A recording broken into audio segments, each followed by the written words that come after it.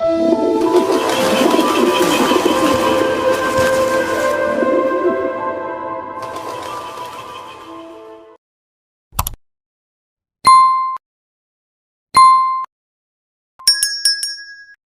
പേര് Lisa Joseph. ഞാൻ കോട്ടയത്ത് കുടമാളൂർ ഇടവകയിൽ നിന്നാണ് വരുന്നത്. ആദ്യം ഉടമ്പടിയിൽ വെച്ച കാര്യം എൻ്റെ മോൾക്ക് വേണ്ടി നടന്നതാണ് ഇവിടെ സാക്ഷ്യപ്പെടുത്തുന്നത്. കഴിഞ്ഞ 2019 മാർച്ച് 2-നാണ് ഞാൻ ഇവിടെ വന്ന് ഉടമ്പടി എടുക്കുന്നത്. ആ നേരം എൻ്റെ മകള് ബിടെക്കിൻ്റെ 4ാം വർഷത്തിലേക്ക് കയറുന്ന സമയമായിരുന്നു. അപ്പോൾ കൊച്ചെന്നോട് പറഞ്ഞിരുന്നു, അമ്മ 4ാം വർഷം തന്നെ എനിക്ക് എവിടെയെങ്കിലും പോസ്റ്റിങ് കിട്ടണം, ഇല്ല പുറത്തിറങ്ങിക്കഴിഞ്ഞാൽ വലിയ പാടായിരിക്കും. അപ്പം മോള് കൂടെ നിൽക്കുന്നുണ്ടെങ്കിൽ ഞാൻ പറയാം, ശരാശരിയാണ് പഠനത്തിലും കാലിബറിലും എൻ്റെ കുട്ടി. ഒത്തിരി കൂടെ പഠിക്കുന്ന ഒത്തിരി പ്രഗത്ഭരായ കുട്ടികളുണ്ട്. അപ്പം മോളെ സംബന്ധിച്ചിട്ടുള്ള ഒരു ചാലഞ്ച് തന്നെയായിരുന്നു ഒരു ക്യാമ്പസ് റിക്രൂട്ട്മെൻറ്റിലോ ഓഫ് ക്യാമ്പസിലോ ഒരു ടെസ്റ്റ് എഴുതിയെടുക്കുക എന്നുള്ളത്. അങ്ങനെ ഇരിക്കുമ്പോൾ ഞാൻ ഇവിടെ ഉടമ്പടി എടുത്ത് അപ്പോൾ ഇവിടെ വരുമ്പോൾ തന്നെ ആദ്യം തന്നെ പറഞ്ഞ് നിങ്ങൾ ഡേറ്റ് ഇട്ട് പ്രാർത്ഥിക്കുക. ഇപ്പോൾ കൊച്ചെന്നോട് പറഞ്ഞിരുന്ന, അമ്മ ഓഗസ്റ്റ് 11 കഴിഞ്ഞ വർഷം അതിന് 21 വയസ്സാകും, അതിന് മുന്നേ എനിക്കൊരു ജോലി കിട്ടിയിരിക്കണം.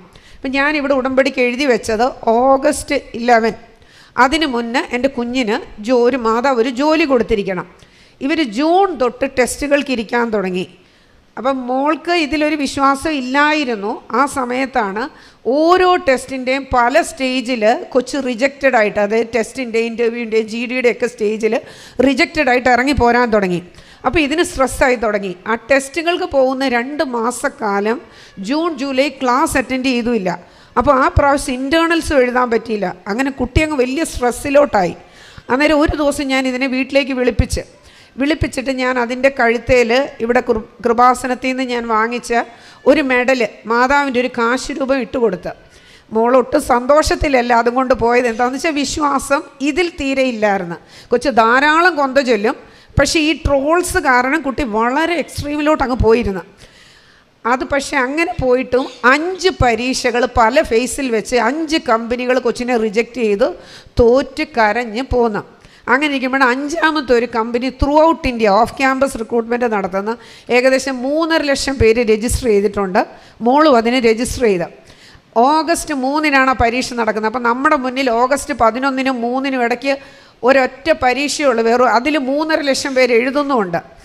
ഇത് പരീക്ഷ എഴുതാൻ ഒരു സ്ഥലത്ത് പോയി, പരീക്ഷാ സെൻറ്ററിൽ പോയിട്ട് എന്തോ ഒരു നിയോഗം പോലെ കൊച്ചു തന്നെ എന്നോട് പറഞ്ഞതാണ്, കൊന്തയിൽ കിടന്ന മാതാവിൻ്റെ കാശ് രൂപ ഇങ്ങനെ ഇടത് കൈ കൊണ്ട് നെഞ്ചത്തോട് ഞെക്കി പിടിച്ചുകൊണ്ട് മറ്റേ കൈ കൊണ്ട് പരീക്ഷ ചെയ്തുകൊണ്ടിരുന്ന.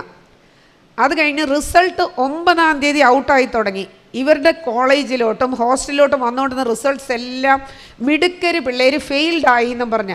അപ്പോൾ കുട്ടി എന്നോട് വിളിച്ച് പറഞ്ഞ്, അമ്മ എല്ലാവരും മിടുക്കരെല്ലാം ഫെയിലാകുമോ, അതിൻ്റെ പ്രതീക്ഷ അസ്തമിച്ചു.